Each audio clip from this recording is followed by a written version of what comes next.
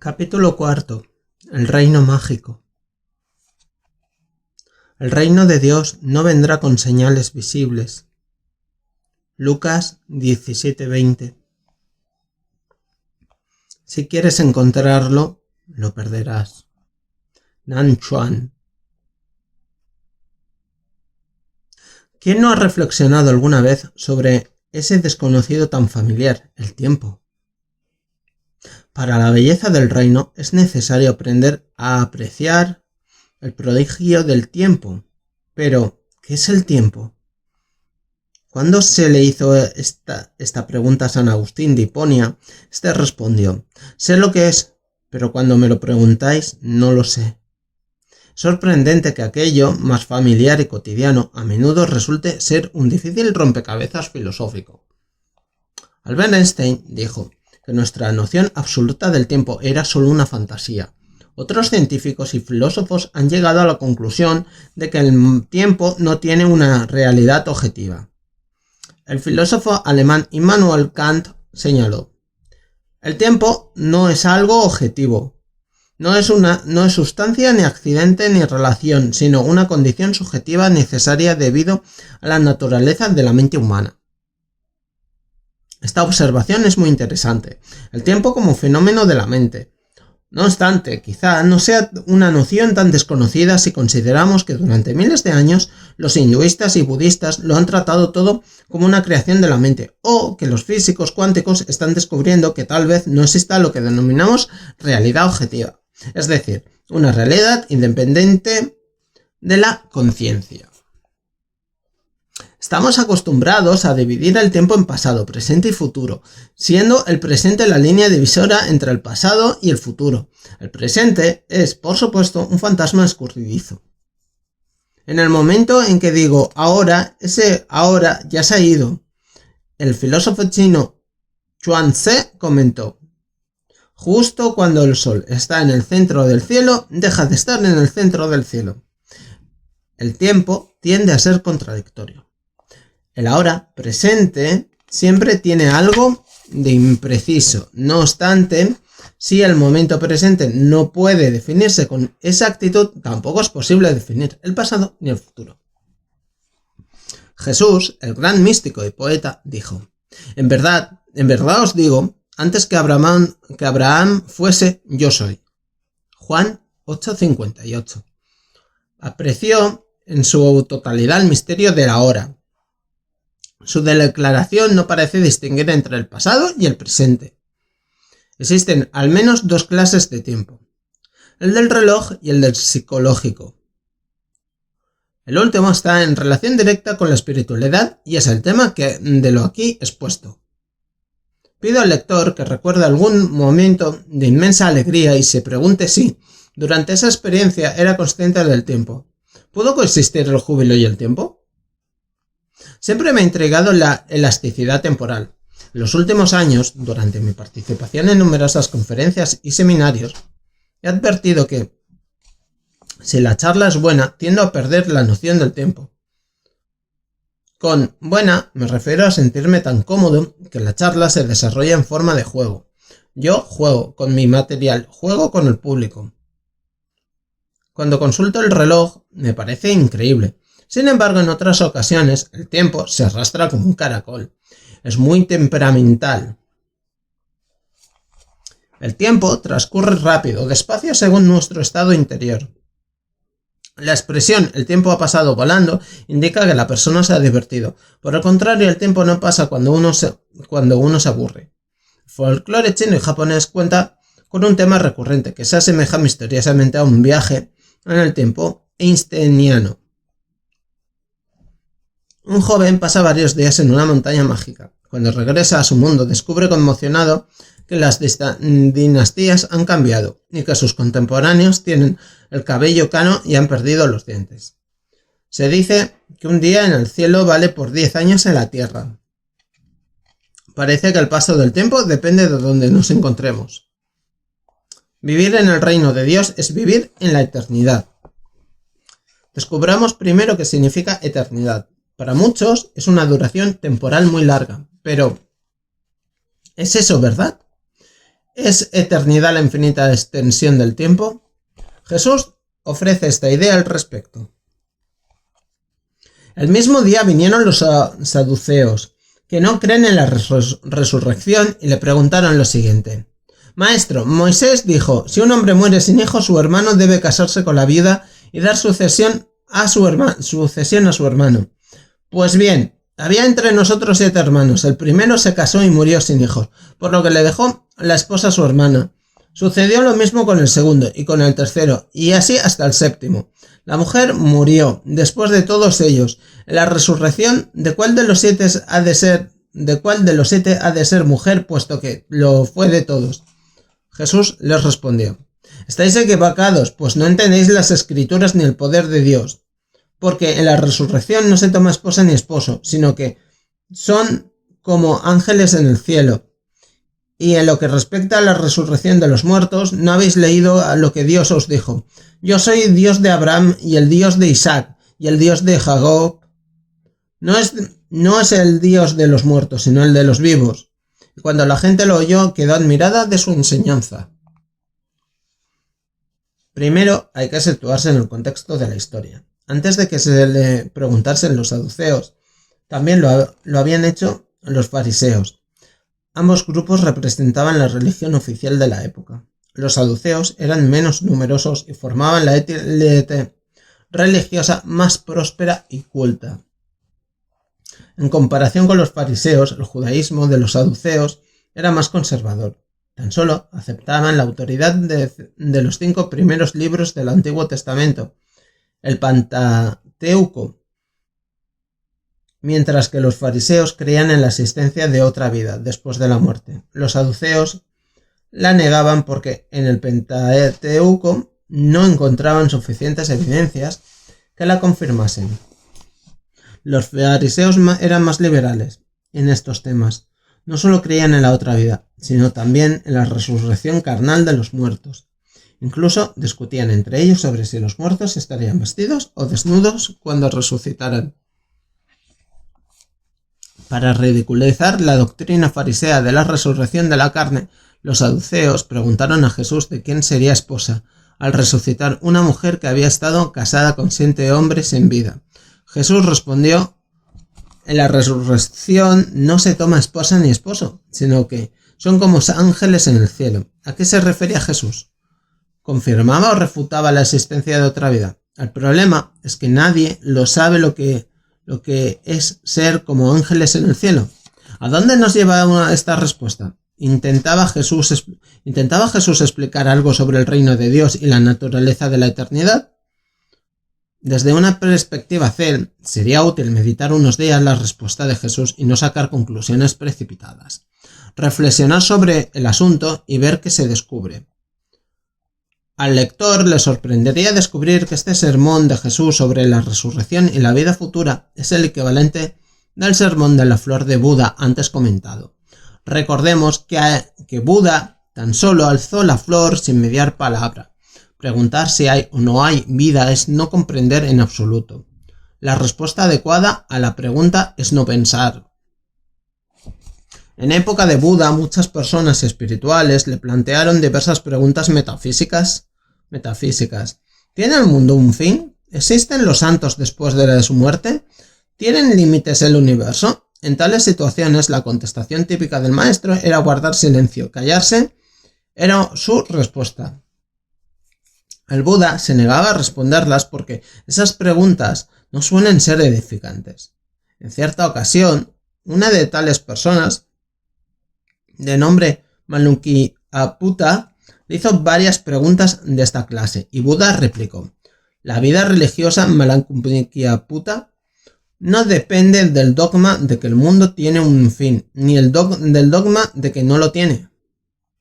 Jesús dijo que en la resurrección no se toma esposa ni esposo, sino que son como ángeles en el cielo. Aquí son pertinentes unas palabras de precaución. Siempre que Jesús habla, hay que prestar mucha atención. Fijarse en su guiño o sonrisa disimulada. Como cualquier maestro de Zen, Jesús podía ser muy pícaro en su forma de enseñar. ¿Qué significa ser como ángeles en el cielo? Podríamos pensarlo hasta el día de nuestra muerte y seguiríamos sin encontrar la respuesta. Afortunadamente, Jesús también dejó algunas pistas. Él no es el Dios de los muertos, sino el de los vivos. ¿Por qué preocuparnos ahora por asuntos de los muertos? ¿Y cómo podremos descubrir si hay otra vida mientras seguimos en esta? Esta pregunta sobre la otra vida resulta ser una de las más principales de los principales koan de Jesús y no tiene solución. El koan es similar al propuesto por Buda en su Sermón de la Flor. Su sencillo propósito era frustrar la búsqueda de respuestas en los estudiantes, porque sólo cuando estuviesen exhaustos comprenderían la futilidad de pensar en tales cuestiones. Pensar no es el camino del Tao. Al Tao hay que acercarse, sin pensar. Todos los sabios y místicos están de acuerdo en este punto. Cuando le preguntaron por la otra vida, Confucio respondió: si ni siquiera los asuntos de los vivos pueden conocerse del todo, ¿por qué preocuparse por asuntos de los muertos?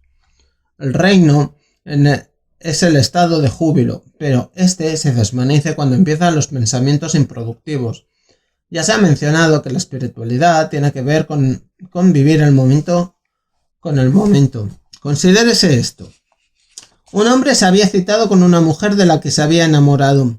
En plena cena, bajo la luz de las velas y acompañados por la música, le pregunta a su acompañante: ¿cuándo volveré a verte? ¿Qué sucedió? Un momento hermoso asesinado por una idea desagradable. La pareja se encontraba en pleno ambiente de serenidad y amor hasta que hizo su entrada la idea perturbadora. Con ella todo se pierde, el gozo se transforma en ansiedad. El reino se encuentra en la zona sin pensamiento. La calidad de vida empieza donde termina nuestra adicción, al hemisferio izquierdo del cerebro. Sin embargo, no es necesario intentar deliberadamente no pensar, pues es el mero intento en sí provocador de pensamientos. Si se dice a alguien que no piense en un elefante rosa, se crea el efecto opuesto. Por tanto, hay que pensar y no pensar, sencillamente asumirse en lo que se esté haciendo, sea lo que sea. Fregar platos, acabar las tareas escolares, cortar el césped, hacer el amor. Vivir en la zona sin pensamientos es lo mismo que vivir en la zona atemporal. No hay tiempo si no hay pensamiento. Por eso, también se denomina eternidad el reino de Dios. La eternidad no es la extensión infinita del tiempo, sino de su desaparición. ¿Quién no se ha preguntado por qué estas personas muy sensatas practican deportes de riesgo? ¿Cuál es el atractivo del alpinismo, las carreras de coches, el submarinismo o pilotar un caza? Si se pregunta a las personas que gustan de los deportes de riesgo, responderán que estas experiencias son estimulantes. Alegran, revitalizan, excitan, renuevan y proporcionan una sensación de poder y placer. Sin embargo, lo que la mayoría no advierte es que, a niveles más profundos, estas actividades de riesgo y peligro son de naturaleza espiritual. Ofrecen la oportunidad de rozar unos instantes la eternidad. Lucy Oliver, maestra de meditación espontánea, reflexiona. Lo que incita a las personas a emprender actividades que suponen un desafío, un peligro o el agotamiento emocional es que, en condiciones extremas, los modelos normales de funcionamiento que nos protegen de la inmensidad se suprimen. Tales situaciones eliminan la personalidad y llevan a las personas hasta el límite de su resistencia o al borde de la muerte, donde algo distinto toma el mando. Los resultados están bien documentados. Aumento de poder, renovación de energía, apertura a un espacio de lucidez, clarividencia, despreocupación y desapego. Intuiciones de inmensas posibilidades de júbilo, paz o sentirse más vivos. Estos estados tienen un valor supremo para aquellos que lo experimentan. Quizás estos deportes de riesgo sean la forma occidental de meditación. Al obligarnos a estar totalmente absorbidos por la situación, satisfacemos nuestra necesidad más elevada, la necesidad de realización, que según el psicólogo humanista Abraham Maslow significa experimentar de forma absoluta, intensa, desprendida, totalmente volcada y concentrada. Cabe señalar que estas intensas experiencias son estimulantes porque nos permiten olvidarnos de nosotros. Por lo general tendemos a aferrarnos a nuestro ego. Intentamos por todos los medios reforzarlo, satisfacerlo y defenderlo. Somos pocos los que advertimos que el secreto de la felicidad se encuentra en dejarse ir. Olvidarse del yo implica el fin de los pensamientos, que a su vez implica la disolución del tiempo psicológico. Cuando esto sucede, es como si el mundo se detuviese y experimentáramos un glorioso momento de dicha suprema. Abraham Maslow denomina experiencias supremas a estos transitorios momentos de pérdida del yo. Son destellos pasajeros del reino. Pero no debemos considerar tales experiencias como raros fenómenos solo alcanzados por quienes practican la meditación, los deportes de riesgo o por los atletas de categoría mundial. La investigación empírica de Abraham Maslow demuestra que en realidad son bastante habituales. Maslow planteó las siguientes preguntas a los participantes en la investigación. ¿Cuál ha sido el momento más feliz, dichoso y alegre de tu vida? ¿Qué sensaciones diferentes produjo? ¿Parecía el mundo distinto? ¿En qué cambiaste en caso de que lo hicieras? Descubrió que las experiencias supremas se desencadenan por acontecimientos corrientes y que las dos formas más fáciles de conseguirlas son mediante la música y el sexo. Estas son las puertas de la eternidad para el pueblo. En lo que respecta al sexo, Maslow observa: estoy convencido de que llegará el día en que ya no provocará una sonrisa nerviosa el sexo, sino que lo consideraremos seriamente y enseñaremos a los niños que, como la música, el amor, la percepción, un bonito prado, un bebé o lo que sea, hay muchos caminos que llevan al cielo, y el sexo es uno de ellos, como también lo es la música. Estos dos son precisamente los más extendidos y fáciles de entender. El sexo tiene diferentes significados, según las personas. Para algunos es algo asqueroso que debe evitarse a toda costa. Para otros es una situación donde es necesario actuar, y de ahí la popularidad de los afrodisíacos, manuales de sexualidad o los vídeos didácticos. Para mí, sin embargo, sexo significa dejarse ir. Es la abolición del ego. Solo tras abolir el ego nos es posible disfrutar de verdad. ¿Alguien puede disfrutar del sexo si su actuación está constantemente vigilada? Sir Ranches, maestro creativo, nos da este consejo. Hay que aproximarse al acto sexual como si uno se aproximara al templo de la divinidad, lo que significa obediencia y total entrega, porque la eternidad es la muerte del ego. Lamentablemente, la mayoría no piensa así del reino. Para muchas personas religiosas, el reino es de otro mundo, y algo que se espera con vehemencia. En la teología tradicional judía, la llegada del reino, el advenimiento del Mesías y la resurrección de los justos y los injustos están enlazados como un único acontecimiento histórico que supuestamente tendrá lugar al final de los tiempos. Por este motivo, hay muchas personas interesadas en descubrir cuándo tendrá lugar dicho final. El siguiente pasaje muestra cómo abordó Jesús la cuestión. Los fariseos le preguntaron cuándo vendría el reino de Dios y Jesús respondió: el reino de Dios no vendrá con señales visibles. Tampoco dirán está aquí o allí, porque el reino de Dios está en vosotros. Lucas 17, 20-21. Aquí se observa claramente cuán radical era la posición de Jesús. Para él, el reino no es un acontecimiento futuro. Se encuentra en el aquí y el ahora. Esta es precisamente la buena nueva. El reino ya está aquí. No es una promesa, es una realidad presente. Jesús dijo que el reino de Dios está en vosotros, lo que significa que ya vivimos en él, pero que seamos conscientes de ello es otra cuestión. Se observa un hermoso paralelismo entre la siguiente conversación entre dos famosos maestros de Zen, Chao Chou y Nan Chuan. ¿Qué es el Tao?, preguntó Chao Chou a Nan Chuan. La mente cotidiana es el Tao, respondió Nan Chuan. ¿Cómo es posible encontrarlo?, insistió Chao Chou.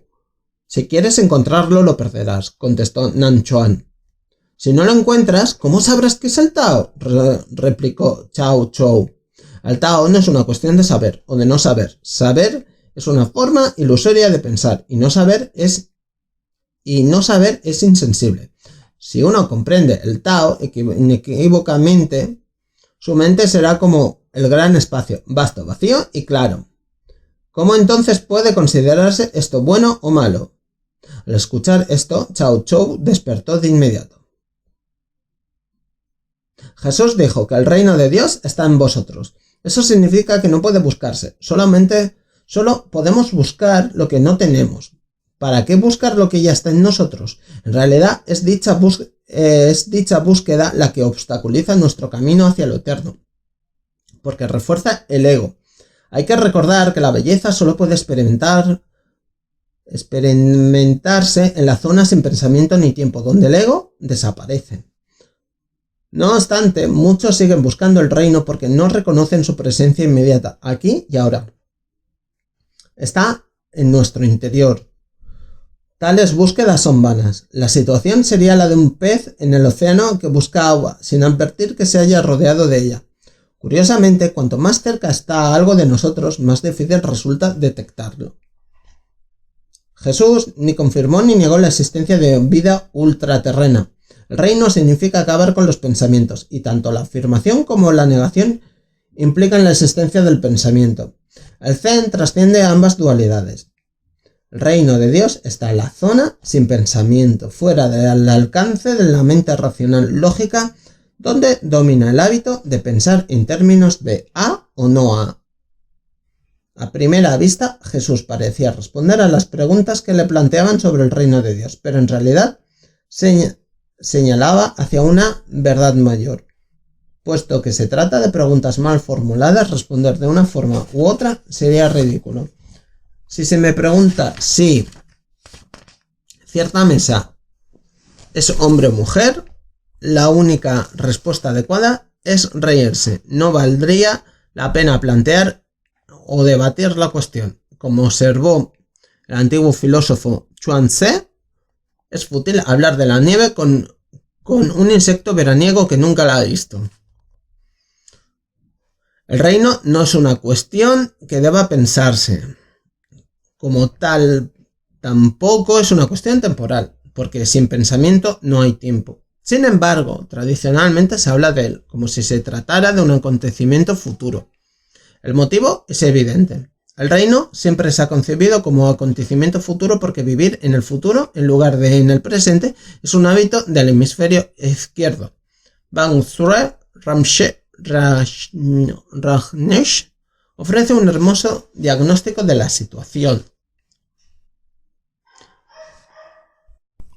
La mente humana desaparece en el presente, vive en el futuro, en la esperanza, en la promesa del futuro, se mueve mediante el deseo. El deseo necesita tiempo, el deseo no puede existir sin tiempo. Si de pronto nos encontramos en un momento en que el tiempo ha desaparecido, si no hay tiempo ni mañana, ¿qué le sucederá a nuestro deseo? No puede moverse, desaparece con el tiempo. El reino de los cielos, que está en nosotros, es la tierra de dicha suprema, donde no existe la codicia, el deseo, la ira o el miedo. Pero, ¿cómo entrar? Jesús abrió la puerta al mostrarnos que no hay puerta alguna, en el siguiente pasaje del Evangelio de Lucas. Mientras proseguía en su camino, Jesús entró en una aldea y una mujer llamada Marta la acogió en su casa. Tenía una hermana llamada María, que se sentó a los pies del Señor y escuchaba sus enseñanzas. Marta, que estaba muy ocupada con los menesteres de la casa, se acercó a Jesús y dijo: «Señor, ¿no te importa que mi hermana me haya dejado sola con todo el trabajo? Dile que venga a ayudarme». Pero el Señor le respondió: «Marta, Marta, te inquietas y preocupas por muchas cosas. Solo una es necesaria. María ha elegido la parte buena y no le será arrebatada». Lucas 10, 38, 41. Aquí Jesús vuelve a enseñar el arte de vivir. Lo que María tenía a diferencia de Marta era concentración. El arte de vivir, como todo arte, requiere concentración. Para ser artista hay que perderse en el arte. Sin perderse es imposible escuchar, ver o ser. Jesús alabó a María porque escuchaba, prestar atención sin esfuerzo, en el momento presente. Cuando se es consciente del momento, no hay pensamiento ni tiempo, se está en el reino. Por el contrario, Marta estaba distraída, por hallarse ocupada en diversos asuntos mundanos. No prestaba atención al momento. Como resultado, le angustiaban todo tipo de pensamientos e inquietudes. Jesús le dijo que aunque tuviese muchas cosas en la cabeza, solo una era necesaria: concentrarse en la tarea que esté a mano. Son muchos los que creen que para entrar en el reino de los cielos hay que combatir la ira, la violencia y la lujuria de nuestra mente, pero Jesús enseñó un método totalmente distinto: vivir el momento. Cuando se está verdaderamente concentrado en la tarea que se tiene a mano, no pueden surgir emociones negativas. El reino existe en la zona temporal. La implicación práctica de ello es que la felicidad no es un producto del tiempo. El Maestro Jesús nos reveló un gran secreto: la puerta de la eternidad se encuentra en el momento. Muchos de nosotros, sin embargo, consideramos que la felicidad se materializa en tiempo. Esta interpretación errónea es fuente de mucha tristeza. En el número correspondiente al 75 aniversario de la revista Forbes, los editores pidieron a varios conocidos escritores e intelectuales norteamericanos que hiciesen examen de conciencia e intentaran responder a esta pregunta: ¿por qué los norteamericanos se sienten tan mal si todo les va tan bien? Es indudable que su nivel de vida material es uno de los más elevados del mundo. ¿Por qué entonces no son felices? Peggy Noonan, antigua redactora de los discursos de Ronald Reagan y George Bush, respondió: hemos perdido el antiguo saber de que se sobreestima la felicidad, de que en cierta medida se sobreestima la vida. Nuestros ancestros creían en dos mundos y daban por entendido que este era el solitario, pobre, desagradable, brutal y breve. Formamos parte de las primeras generaciones de hombres que esperan encontrar la felicidad aquí en la Tierra, y es nuestra búsqueda de ella lo que ha causado tanta infelicidad. La respuesta de Noonan refleja la postura de las religiones tradicionales. Se renuncia a la vida terrena y la importancia se traslada del aquí y el ahora al futuro. Pero, ¿están la felicidad y la vida sobreestimadas? ¿O está sobreestimada la esperanza? Posponer los buenos momentos al inmenso más allá tal vez sea una buena táctica, pues ¿quién de entre los vivos puede refutarla? Pero el panorama de que esta vida sea solitaria, pobre, desagradable, brutal y breve no es muy apreciable para la mayoría de nosotros. Tiene que haber una alternativa mejor. La esperanza puede ser un problema en sí. La cultura norteamericana mayoritaria, por ejemplo, está representada por el sueño americano. Formar parte de este significa vivir en el futuro. Aunque el sueño americano parece haber funcionado para la generación del baby boom, la actual situación económica está demostrando que tal sueño quizás sea un problema para sus hijos. Muchos jóvenes norteamericanos han visto cómo se desmoronaban sus sueños a consecuencia de las duras realidades económicas. Desempleo después de la universidad, menos ofertas de trabajo, peor calidad de vida y despidos masivos. La gran promesa del progreso ilimitado ha resultado huera. Ha llegado el momento de despertar de nuestros sueños. En realidad, la cuestión planteada por la revista Forbes fue respondida mucho antes por el psicólogo Erich Fromm en su libro Tener o Ser. Fromm identificó dos tipos fundamentales de experiencia humana: tener y ser. En el modo tener, el individuo desea ardientemente poseer algo: dinero, bienes materiales, prestigio, éxito, etc. La sociedad actual tiene en alta estima tal ambición, y también la agresividad. En el modo alternativo de experiencia, ser, el sujeto no está esclavizado por sus deseos, sino que es alegre, emplea productivamente sus facultades y es uno con el mundo. Lamentablemente, en la actualidad son muchos los que han perdido el arte de ser. El psicólogo clínico David Meyers recibió de Psychology Today el encargo de investigar la naturaleza de la felicidad.